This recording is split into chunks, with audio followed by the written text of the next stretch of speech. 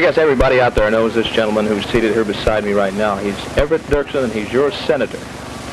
Senator Dirksen, could you tell me what is the difference between a Republican and a Democrat? I'm afraid we'd have to devote the whole evening to it. But perhaps I could highlight one or two things.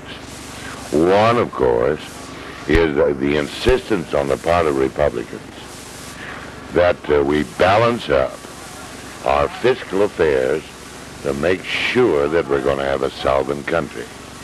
I think, generally speaking, our friends on the other side of the aisle are prone to spend money and go in for new activities when it's rather doubtful whether or not it is good for the country and for the interests of the people, because you pile up your national debt, you pile up the interest, you pile up these staggering deficits that we have at the present time, and that spends itself in terms of higher interest rates, higher prices in the stores where people shop, and so the evil effects always fall upon the people back home.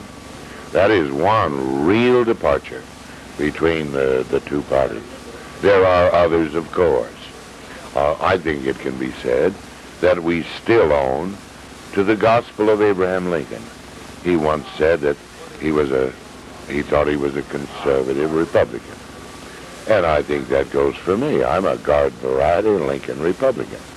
And when I say conservative, that means to conserve the values, the assets, and the resources that have been built up in this country, and to make sure that we have a good legacy that we can transmit to those who come after. Now, we've been the beneficiaries of a tremendous inheritance in the form of a free country. And that gives point also to one more thing. The Republicans try as best they can to resist the constant incursions of the federal government into the liberties of the people.